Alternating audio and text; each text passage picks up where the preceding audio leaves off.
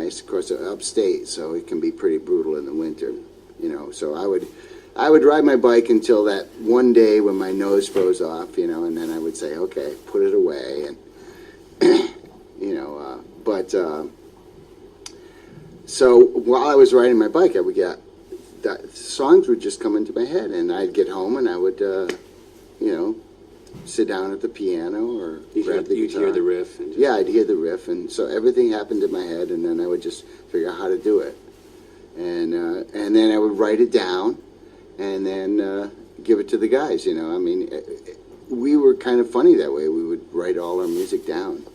We'd write, the notes. You hand wrote it. Yeah. Interesting. Yeah, I still have some of the songs actually. What was the stuff like? One was called Regal Tone. Okay, our band was named the Regal Tones. Nice. So one song was Regal. My first song, I believe, was Regal Tones Twist. I love it. And then the next song I wrote was called. Now, was this sort of chubby checker-esque? I mean, what was the sound like?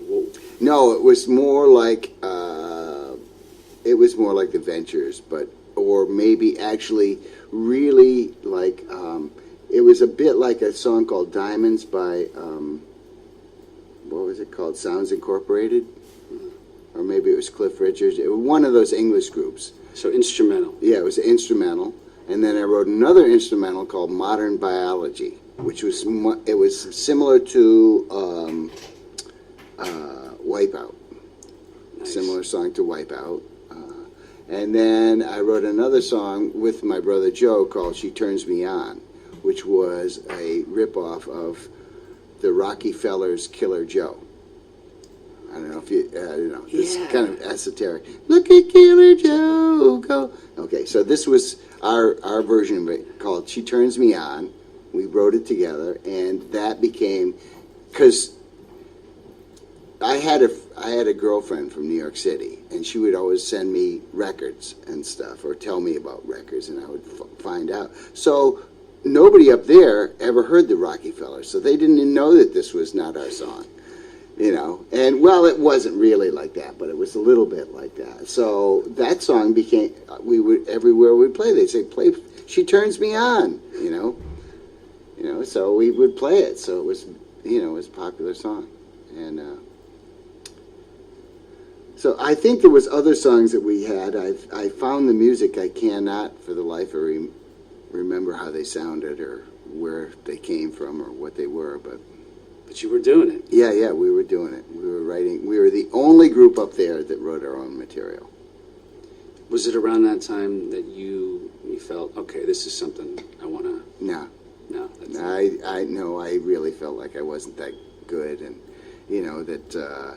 I didn't really have a clue how you would get from where I was to up on that stage, that Syracuse War Memorial with the Beach Boys, and how did they do it, and how do they get there to sound like them, and that was really, for me as an artist, that was difficult. That was the most challenging part of the whole thing of coming to New York and trying to make it as a musician, because I could play just about anything at that point. I played, we started out as like a jazz band, and I was playing piano, and then we turned into a rock band, but not right away. We kind of evolved into that, from we play, Dancing on the Ceiling and Misty and Chances Are and Fascination and all these other.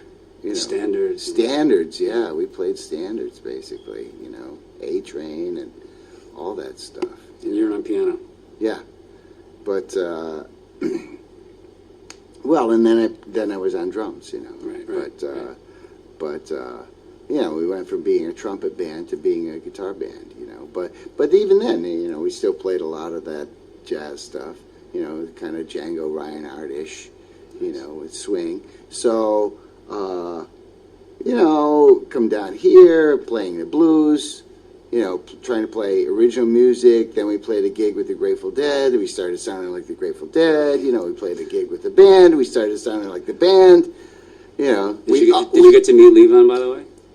No, didn't meet any of those guys ever. Okay. and there's not many left now. It was timely. I thought I'd ask. Yeah. No, I have a mutual friend who knows Garth, so maybe there's still chance. I mean, I love the band. I think that Levon was a huge inspiration for me. Awesome musician. So, until we became Blue Oyster Cult, and then we had like kind of an angle, and then even then we still were like kind of being manipulated by our manager and our producer, and all these people were trying to tell us what to do. We're like, okay, and for some reason, the first, at least the first album was really a product of the manager and the producers. There was like three of them, as much as it was the band. I mean, people just told us what to do, and we did it, to an extent, But then, what happened after that was we did a tour with Alice Cooper in 1982. And actually, it wasn't even the tour, it was seeing them play for the first time, and we're like, wow, they are so non-commercial. They are just themselves. They are just like being completely unique. There's nobody like them ever. So that really inspired us to try and be as unique as possible. And that really changed the course of the band, I would say, between the first album and Tyranny and Mutation, which was the second album. It was really the Alice Cooper influence. Well, it was partially the Alice Cooper influence, but I was still being really influenced by other drummers, because that album, between that album, the first album and that album, you can hear Billy Cobham. Because we did a tour with Mahavishnu opening the show, and which was really a... How does that happen, by the way?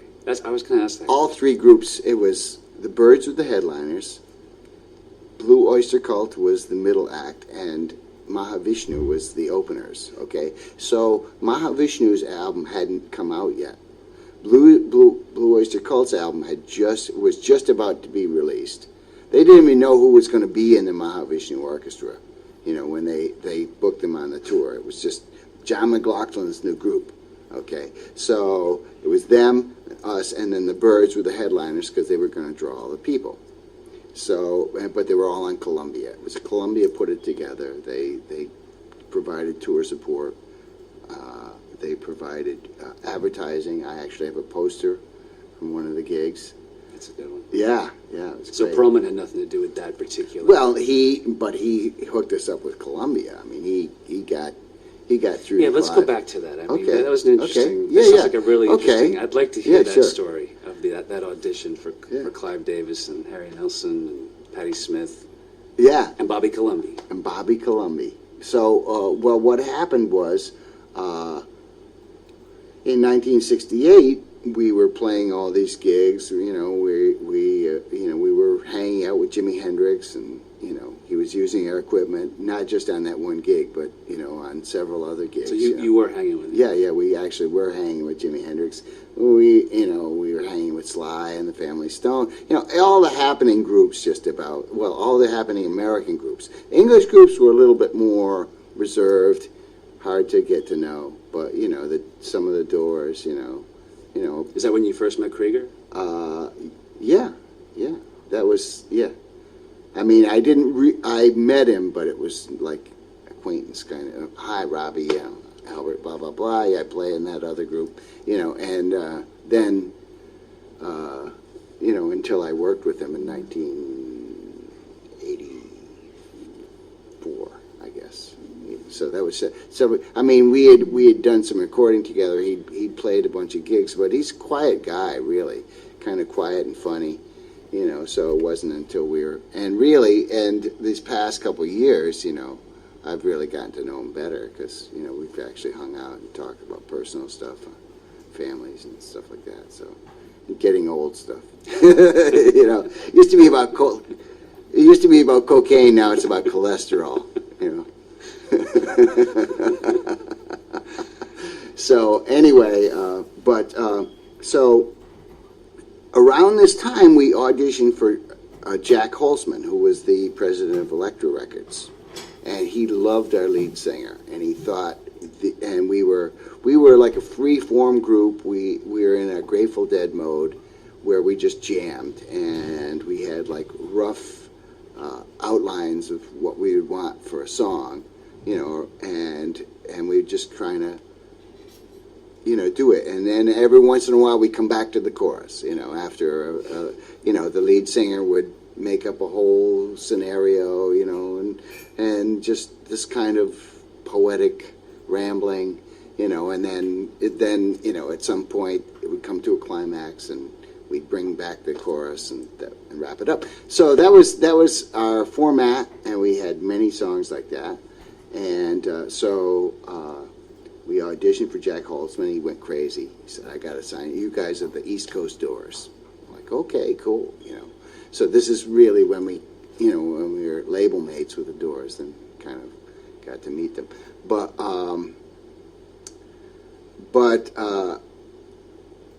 we were in the middle of making that record in, I guess, 1969, and our lead singer decided that he couldn't sing the songs that we'd recorded, that we had to either redo them all and do a whole different set of material, because he just couldn't sing these songs.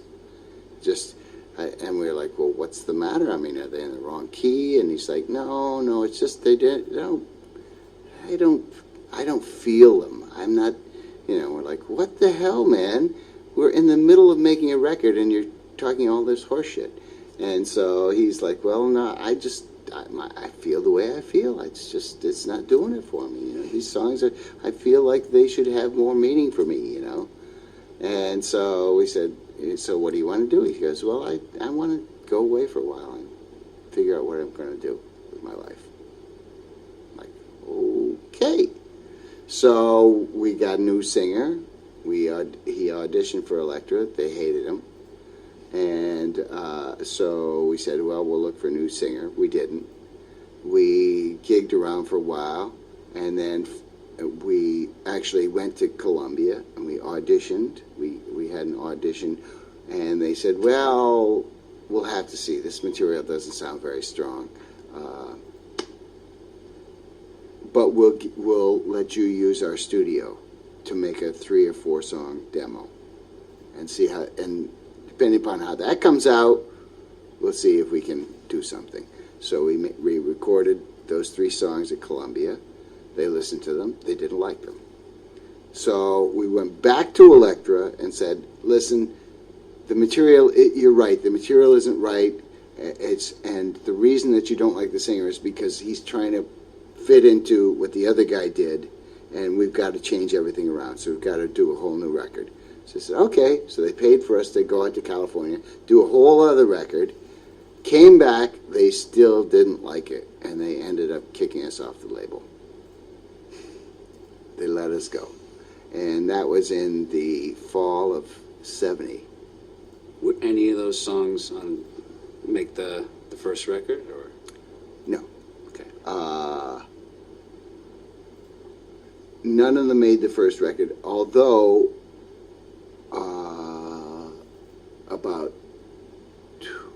in 2000, that was in, what did I say, 1970, so it was 2000, that was 30 years later, they came out on Rhino, and did very well, I think. I mean, it wasn't a hit, but, they sold, they pressed up like 5,000 copies, and they sold them out like that, and then, so they're talking about making some more. We'll see what happens, but anyway, so, and that was called Stock Forest Group, that group. So anyway, we decided that the bass player he was kind of, he wasn't on the same level as the rest of us. He had himself a job. He wanted to make some money, and we weren't making enough, so he had a job. So he couldn't do everything that we did. He was not, musically, it was a little hard to explain things to him sometimes, And if you wanted him to play a bass part, he couldn't really do that. He would have to play his own version of it, and he'd have to find his way. It was kind of, Yeah. you know,